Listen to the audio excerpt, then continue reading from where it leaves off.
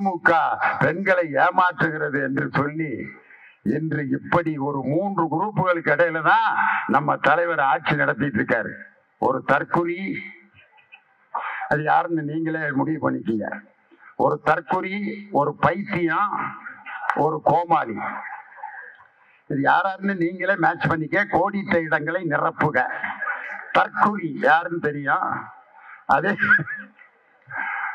கோமாளி யாருன்னு தெரியும், பைத்தியம் யாருன்னு தெரியும். இவங்களோட தான் இன்னைக்கு என் தலைவர் அரசியல் பண்ண வேண்டியிருக்கு.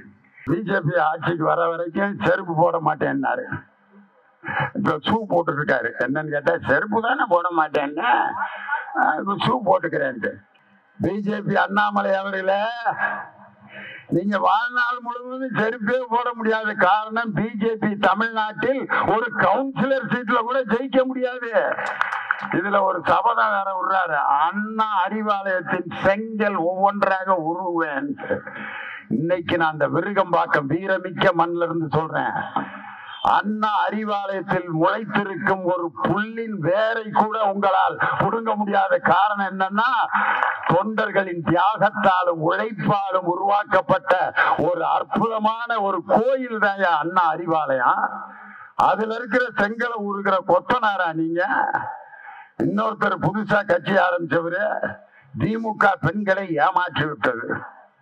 ஐயோ ஐயோ, அவரு கட்சி சின்னத்தை பாத்தீங்கன்னா இந்த முத்தூட் பைனான்ஸுக்கு 2 யானை இருக்கும், பாத்திருக்கீங்களா? முத்தூட் பைனான்ஸ் அங்க இருந்து கத்தி அடிச்ச சின்னம். அவரு பிஜேபியோட சி டீம் அப்படின்னு ஏற்கனவே எங்க அண்ணன் ரகுபதி அமைச்சர் சொல்லிட்டாரு. பிஜேபியோட சி டீம் தான் இந்த புது கட்சி. எதை வச்சு சொல்றீங்க அப்படின்னு கேட்டா, இன்னைக்கு ஒய் பாதுகாப்பு 14ஆம் தேதியில இருந்து கொடுக்குறாங்க. திமுகவை எதிர்க்கிற ஒரு வேலை தான். எங்களை எதிர்க்கிற மாதிரி ஆக்ட் கொடு, மிச்சத்தெல்லாம் நாங்க பாத்துக்கிறோம். பிஜேபி சி டீம் அவரு பெண்களை திராவிட முன்னேற்ற கழகம் ஏமாற்றி விட்டது அப்படின்னு சொல்றாரு. இன்னைக்கு நான் கேட்கிறேன், அவர் படத்துல இருக்கிற ஒரு பாட்டை போட்டு, சிங்க பெண்ணே சிங்க பெண்ணே ஆணினமே உன்னை வணங்குமே, நன்றி கடன் செய்வதற்கே கருவிலே உன்னை ஏந்துமே, ஒரு முறை தலை குனி எரி எரி எரி இமயத்தில் நீ ஏறு, உன்னை பெண் என்று கேலி செய்த கூட்டம் ஒரு நாள் உன்னை வணங்கிடும் உயர்ந்த நெல்லு. சினிமாவில் வேணா நீங்க சிங்க பெண்களை உருவாக்கலாம், ஆனால் நிஜ வாழ்க்கையில் சிங்க பெண்களை உருவாக்கிய ஆட்சி நம் திராவிட மாடல் ஆட்சி. இன்னைக்கு ஒரு ஐஜியா ஒரு அம்மா நிக்குது, அந்த ஐஜி நிக்கிறாங்க, பக்கத்துல இருக்கிற எஸ்பி எல்லாம், எஸ்பி டிஎஸ்பி எல்லாம் வந்து, அம்மா woman wow yes okay madam சைதான் இல்லையா? இந்த சிங்க பெண்களை உருவாக்கிய ஜீவோல பெண்களும் காவல்துறையில் பங்கேற்கலாம் என்ற ஜீவோல கையெழுத்து போட்டவர் என் தானை தலைவர் டாக்டர் கலைஞர். திமுக வந்து பெண்களை ஏமாற்றுகிறதுன்னு என்ன வார்த்தையை வச்சு சொல்றாரு? ஐயோ ஐயோ ஐயா தம்பி, what bro, it is not wrong bro, it is worst bro. அவ்வளவுதான், முடிஞ்சு கதை.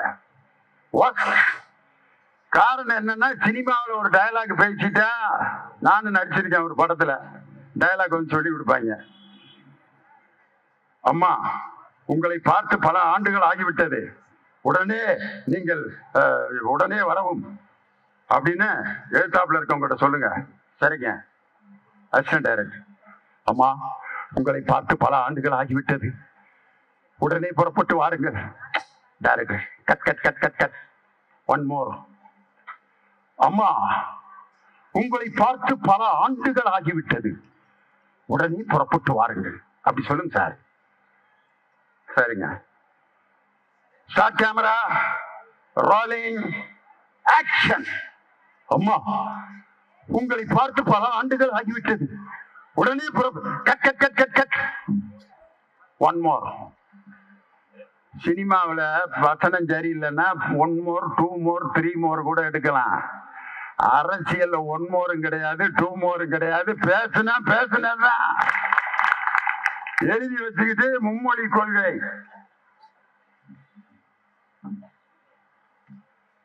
பரட்டி நடுவில் கொஞ்சம் பக்கத்தை காண. மும்மொழி கொள்கை கீழே உட்கார்ந்துருக்கீங்களா? தலைவருக்கே மும்மொழி கொள்கைன்னா என்னன்னு தெரியல. பேப்பர்ல பிட் அடிச்சுக்கிட்டு இருக்காரு. நம்ம எப்படிதான் வாழ்க்கைய ஓட்டுறதுன்ட்டு. எங்க அம்மாலாம் என் கூட பிறந்தது 10 பேரு.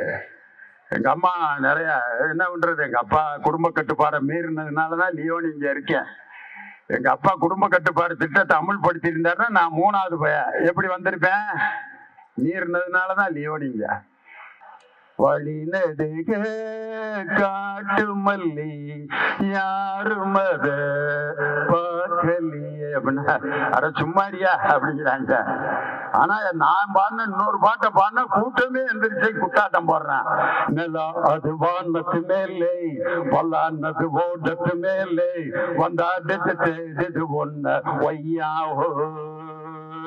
அது என்ன பொழுதானா போதும் தொண ஒண்ணு வேணும் இளங்காழ ஆட்டம் விடிஞ்சாட்டம் போகும்.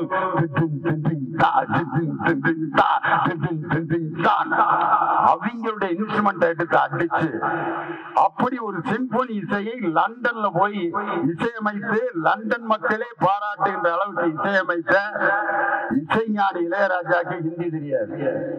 அந்த இசைஞானி சிம்பொனி இசை அமைக்க போறப்ப முதலில் பாராட்டு தெரிவித்த தலைவர் நம் திராவிட மாடல் முதலமைச்சர் தளபதியார் அவர்கள்.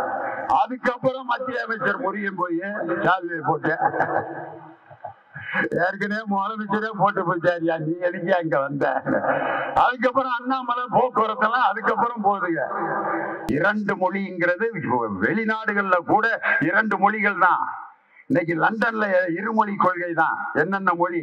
லண்டன்ல ஆங்கிலம் லத்தீன், கனடாவில் ஆங்கிலம் பிரெஞ்சு, பிரான்ஸ்ல 1 மொழி கொள்கை தான். அங்க பிரெஞ்சு மட்டும்தான், விருப்பப்பட்ட ஆங்கிலம் படிச்சுக்கலாம்.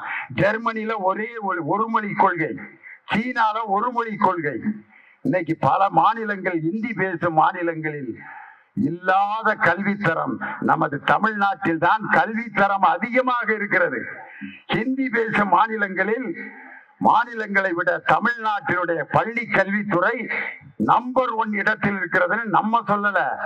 அதே மத்திய அரசின் மனிதவள மேம்பாட்டுத்துறை அறிவித்திருக்கிற அறிவிப்பில் போன மாசம் வெளியிட்ட அறிவிப்பு என்ன தெரியுங்களா? 1ஆம் கிளாஸ்ல சேர்றவங்க 10ஆம் வகுப்பு வரை முடிக்கிறவங்க இடைநிற்றல் எவ்வளவு இருந்துச்சுனாக்கா 69% இருந்திருக்கு ஆண்களில். பெண்களில் இடைநிற்றது 69% முழுசா படிக்கிறவங்க, 31% இடையில் நின்று போய்விடுகிறார்கள். பெண்களில் 52%, 48% இடையில நின்று போயிடுறாங்க. இது எப்ப? 2009 எடுக்கப்பட்ட கணக்கு. இன்னைக்கு 2024 அந்த இடைநிற்றல் 69% என்பது 100% மாறி இடைநிற்றலே இல்லாத மாநிலம் என்று தமிழ்நாட்டை இன்று பள்ளி கல்வித்துறை உயர்த்தி காட்டி இருக்கிறது. 1ஆம் வகுப்புல சேர்ற குழந்தை 10ஆம் வகுப்பு வரைக்கும் 100% 10ஆம் வகுப்பு முடிக்கிறாங்க. அப்படிங்கிற இலக்கை எட்டிய ஒரே மாநிலம் இந்தியாவில் தமிழ்நாடு மட்டும்தான். இதை நம்ம சொல்லல, மனிதவள மேம்பாட்டுத்துறை சொல்லியிருக்கு.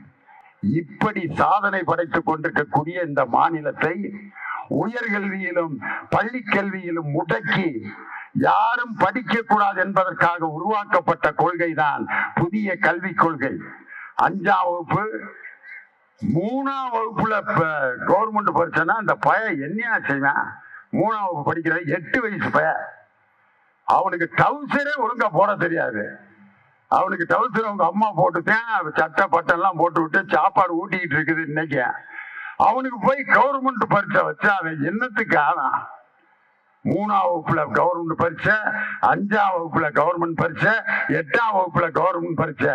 3 பரீட்சையில 3/4 பேர் காலியாகி அம்புட்டு பையில அந்த விஸ்வகர்மா தொழில குலக்கல்வி திட்டத்துல சேர்த்துட்டு தமிழ்நாடு கல்வியில் முன்னேறிவிடக் கூடாது என்பதற்காக செய்யும் சதி திட்டத்தை முறியடிக்கும் போர்படை தளபதி நம் திராவிட மாடல் முதலமைச்சரின் கரத்தை வலுப்படுத்த மும்மொழி கொள்கை திட்டத்தை ஏற்க மாட்டோம்.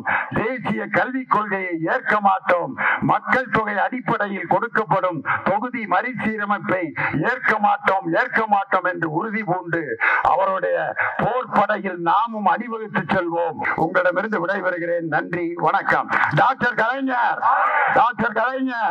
திராவிட முன்னேற்ற கழகம், தமிழக முதல்வர் தளபதி ஸ்டாலின், இளைய தலைவர் உதயநிதி ஸ்டாலின், துணை முதல்வர் உதயநிதி ஸ்டாலின்.